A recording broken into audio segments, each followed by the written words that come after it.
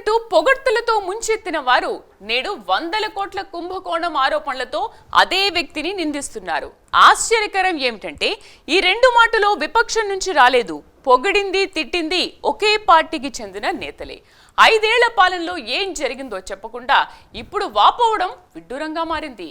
అప్పట్లో సీఎంఓ దృష్టికి తీసుకెళ్లినా ఫలితం లేకుండా పోయిందని స్వయంగా మాజీ టీటీడీ బోర్డు చైర్మన్ భూమన కరుణాకర్ రెడ్డి విడుదల చేశారు ఒక వీడియో.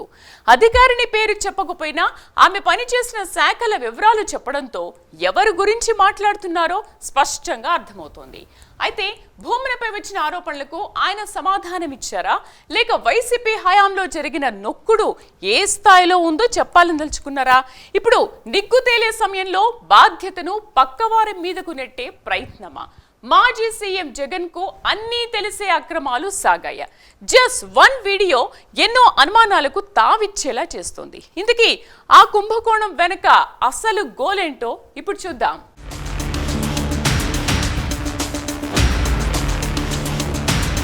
తప్పు చేసిన వారు ఎప్పటికైనా వెలుగులోకి వస్తారు. తాజాగా వైసీపీ నేత మాజీ టీటీడీ బోర్డు చైర్మన్ భూమన కరుణాకర్ రెడ్డి ఓ మహిళా ఐఏఎస్ అధికారినిపై సంచలన ఆరోపణలు చేశారు. ఆమె రోజుకు ₹1,50,000 ఖరీదైన చీరలు ధరించేదని, 50 లక్షల విలువైన విగ్గులు కలవని తనకు తెలిసిన సమాచారం ఆధారంగా వెల్లడించారు. ఆమెను తాటకీగా వర్ణిస్తూ అవినీతి అనకొండగా అభివర్ణించారు. అధికారిని పేరు నేరుగా చెప్పకపోయినా ఆమె పనిచేసిన శాఖల వివరాలు వెల్లడించడంతో విశ్లేషకులు ఆమెను సీనియర్ ఐఏఎస్ శ్రీలక్ష్మిగా గుర్తించారు. వైసీపీ హయాంలో తిరుపతిలో 2,000 కోట్ల టీడీఆర్ బాండ్ల స్కామ్ జరిగిందన్న ఆరోపణల నేపథ్యంలో త్వరలో సిఐడి ఎంక్వైరీ రిపోర్ట్ బయటకు రానున్న సమయంలో భూమన చేసిన వ్యాఖ్యలు రాజకీయంగా గమనించదగినవిగా మారాయి.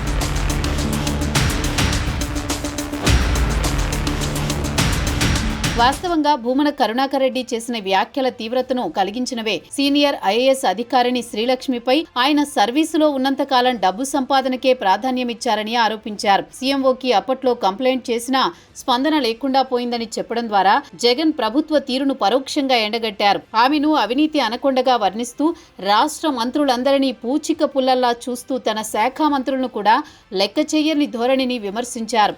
నైతిక విలువ లేని అధికారుల పట్ల తాటకిలా వ్యవహరించిన తీరుపై అన్ని విషయాలు చాలా ఘాటుగా, నేరుగా, విమర్శనాత్మకంగా చెప్పారు. గత 30-35 ఏళ్లుగా ఆమె పనిచేసిన ప్రతి చోట ₹100,000 కోట్ల దండుగలు జరిగాయని ఎద్దేవా చేశారు. అంతేకాదు అత్యున్నత న్యాయస్థానం కూడా ఆమె నైతికతపై వెటకారం చేసిన సందర్భాన్ని గుర్తు చేశారు. ఈ వ్యాఖ్యలు ఒకవైపు వ్యక్తిగత ఆరోపణలు అయితే మరోవైపు నాటి జగన్ పాలనా వ్యవస్థపై ప్రశ్నలు లేవనెత్తేలా ఉన్నాయి.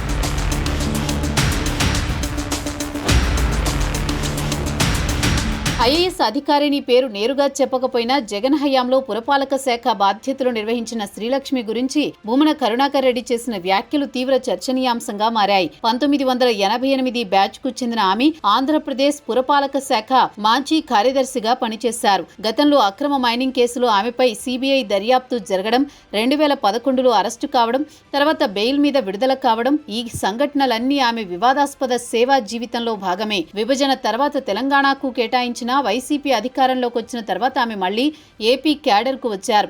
జగన్ హయాంలో కీలక బాధ్యతలు నిర్వహించిన ఆమెకు ప్రస్తుత ప్రభుత్వంలో పోస్టింగ్ ఇవ్వకపోవడం గమనార్హం. ఈ నేపథ్యంలో భూమన చేసిన ఆరోపణలు రాజకీయంగా కొత్త సందేహాలకు తెచ్చాయి. జగన్ కారణంగా జైలుకు వెళ్లిన ఆమెపై ఇప్పుడు అదే పార్టీకి చెందిన నేత ఆరోపణలు చేయడం వెనుక జగన్ ఉన్నారా అనే ప్రశ్నలు రాజకీయ వర్గాల్లో వినిపిస్తున్నాయి. ముఖ్యంగా జగన్ హయాంలో జరిగిన అవినీతి ఆరోపణలను ఖండిస్తూ వస్తున్న భూమన ఇప్పుడు శ్రీలక్ష్మిపై స్వయంగా వీడియో విడుదల చేయడం సర్వత్రా విస్మయాన్ని కలిగిస్తోంది. గతంలో నేను సీఎంఓలో ఉన్నటువంటి ఒక సీనియర్ అధికారితో కూడా నేను మాట్లాడడం జరిగింది. నేను దీని మీద మాట్లాడతాను అని కూడా, కానీ ఆ రోజున వీలు కాలేదు. ఈ రోజున తప్పనిసరిగా నేను మాట్లాడక తప్పటం లేదు.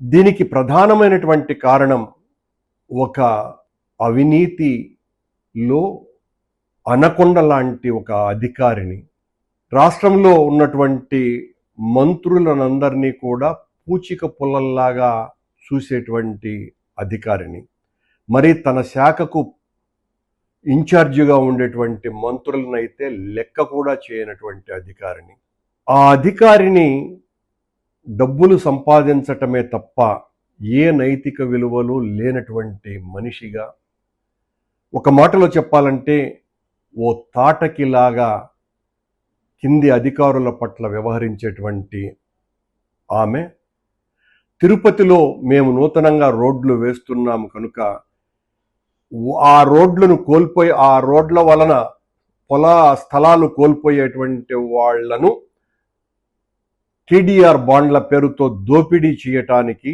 తద్వారా 100 కోట్లు నొక్కియటానికి ఆవిడ పన్నిన కుటిల పన్నాగాన్ని అడ్డుకున్నాము అన్నటువంటి దుగ్ధతో, కోపంతో ఆవిడ తెలుగుదేశం పార్టీకి సంబంధించిన మా పక్క జిల్లా నేతలకు ఈ విషయాన్ని చెప్పి ఏం మాట్లాడినా చెల్లుతుంది కాబట్టి 2,000 కోట్ల రూపాయలు అవినీతి జరిగిందేనని ఆ రోజు నుంచి ఈ రోజు వరకు కూడా మా మీద ఎంత ప్రచారం చేశారో అందరికీ కూడా తెలుసు.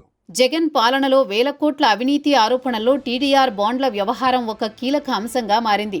మాస్టర్ ప్లాన్లో రోడ్ల విస్తరణ, కొత్త నిర్మాణాల కోసం భూముల కోల్పోయిన వారికి ఇవ్వాల్సిన బాండ్ల పేరుతో పురపాలక సంఘాలు, నగరపాలక సంస్థలను వైసీపీ నేతలు నంజుకు తిన్నారని ఆరోపణలు వెల్లువెత్తుతున్నాయి. దేశంలోని ఏ రాష్ట్రంలోనూ ఇంత భారీ స్థాయిలో టీడీఆర్ బాండ్ల కుంభకోణం వెలుగులోకి రాలేదన్న విమర్శలు వినిపిస్తున్నాయి. దశాబ్దాల క్రితం ఏర్పడిన పేదల కాలనీలు, మురికి వాడలు, ఎప్పుడో వేసిన రహదారులు, వివాదాస్పద స్థలాలు, ఇలా అనేక భూములకు అడ్డగోలుగా బాండ్లు జారీ చేయించారని ఆరోపణలు ఉన్నాయి. తిరుపతి, విశాఖ, కాకినాడ, తణుకు వంటి అనేక నగరాల్లో టీడీఆర్ బాండ్ల పేరుతో భారీగా అక్రమాలు జరిగాయని వాదనలు బలంగా వినిపిస్తున్నాయి.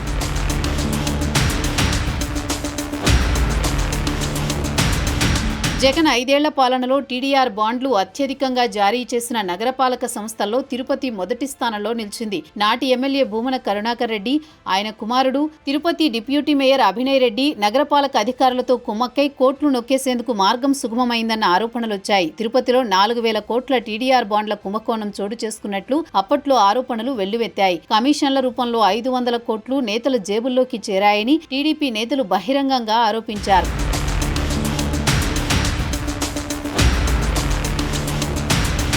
అక్రమంగా సొమ్ములు ఎలా కొట్టేయొచ్చో టీడీఆర్ బాండ్ల వ్యవహారం స్పష్టంగా చూపిస్తోంది. తిరుపతిలో 18 మాస్టర్ ప్లాన్ రహదారుల అభివృద్ధికి నగరపాలక సంస్థ అనుమతి తీసుకుంది. రహదారుల నిర్మాణంలో స్థలాలు కోల్పోయిన వారికి 340 టీడీఆర్ బాండ్లు జారీ చేయించారని సమాచారం.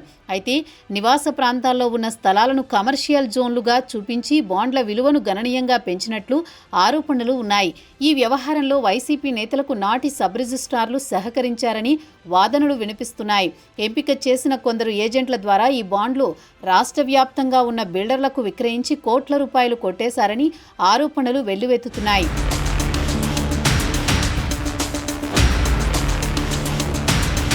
2024 ఎన్నికల వేళ హడావిడిగా ప్రతిపాదించిన 23 రోడ్ల పనులను నగరపాలక సంస్థలు ప్రారంభించాయి.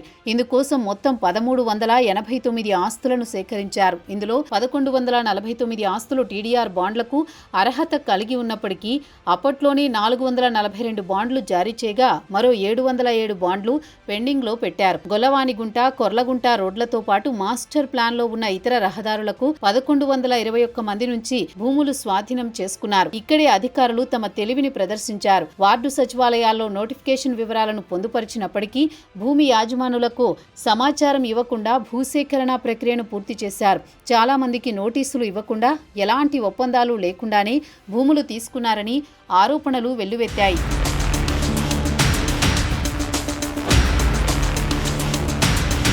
ఆంధ్రప్రదేశ్లో గత వైసీపీ హయాంలో టీడీఆర్ బాండ్ల జారీ వ్యవహారంలో భారీ స్కామ్గా మారింది. కూటమి ప్రభుత్వం అధికారంలోకి వచ్చిన వెంటనే పురపాలక శాఖ చేపట్టిన ప్రాథమిక విచారణలోనే 100 కోట్ల అక్రమాలు వెలుగులోకి వచ్చాయి. టీడీఆర్ బాండ్ల రూపంలో జరిగిన దుర్వినియోగం 100 కోట్లకు చేరిందని అధికారులు గుర్తించారు. టౌన్ ప్లానింగ్ వ్యవస్థలో రాష్ట్ర స్థాయి నుంచి కింది స్థాయి వరకు అధికారులు, ఉద్యోగులు అనుసరిస్తున్న విధానాల్లో తీవ్రమైన లోపాలు ఉన్నట్లు ప్రభుత్వం స్పష్టంగా గుర్తించింది. విశాఖ, తణుకు, గుంటూరు, తిరుపతి నగరాల్లో టీడీఆర్ బాండ్ల జారీ ప్రక్రియలో భారీగా అక్రమాలు జరిగాయని అధికార నివేదికలు చెబుతున్నాయి. తణుకులో జారీ చేసిన 29 టీడీఆర్ బాండ్లన్నీ అక్రమమైనవేనని నేటి ప్రభుత్వం గుర్తించింది. బాండ్ల విలువను ఎకరాల ప్రకారం నిర్ణయించాల్సిన చోట చదరపు గజాల ప్రకారం లెక్కగట్టి భారీ దుర్వినియోగానికి పాల్పడ్డారు. ఒక చదరపు గజానికి 4,500 ఉండాల్సిన చోట 22,000 లెక్కన మార్కెట్ విలువను ఆధారంగా తీసుకుని బాండ్లను జారీ చేశారు. పరిహారాన్ని కూడా అనుచితంగా పెంచారు.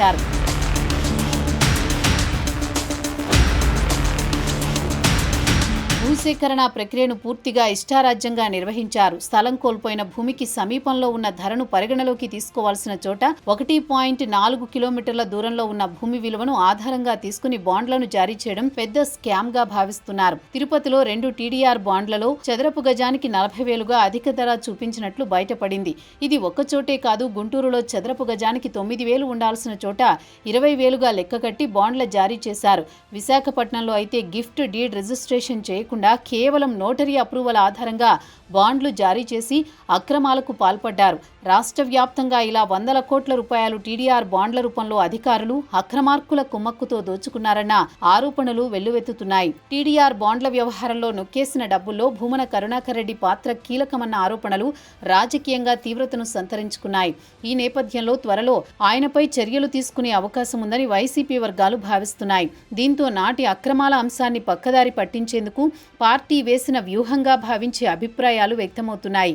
తాను తప్పించుకునేందుకు వేసిన పన్నాగంలో జగన్ను అడ్డంగా బుక్ చేశారా అన్న సందేహాలు కూడా క్యాడర్లో వినిపిస్తున్నాయి. ఎందుకంటే గతంలో అవినీతి ఆరోపణలు ఎదుర్కొన్న ఐఏఎస్ అధికారిని శ్రీలక్ష్మిని తెలంగాణ నుంచి ఏపీకి ప్రత్యేకంగా తెప్పించుకున్న వ్యవహారం ఇప్పుడు ప్రశ్నల పాలవుతోంది. అప్పట్లో బీఆర్ఎస్ ప్రభుత్వం కూడా ఆమె బదిలీకి వెంటనే పచ్చజెండా ఊపిన సంగతి తెలిసిందే. ఏపీలో వేల కోట్ల దందాలో పావులా ఉపయోగపడిన ఆమెను బలి చేసేందుకు భూమన ఆడుతున్న మరో వ్యూహంగా అనుమానాలు బలపడుతున్నాయి. జగన్కు అత్యంత దగ్గర బంధువైన భూమన ప్రత్యేకించి శ్రీలక్ష్మిని టార్గెట్ చేస్తూ మాట్లాడడం వెనుక అసలు మర్మం ఏమిటన్నది నేరుగా బయటపడకపోయినా భూమన కరుణాకర్ రెడ్డి, ఆయన తనయుడు ఇద్దరూ త్వరలో జైలు ఊచలు లెక్కబెట్టగా తప్పదన్న సంకేతాలు రాజకీయ వర్గాల్లో గట్టిగా వినిపిస్తున్నాయి.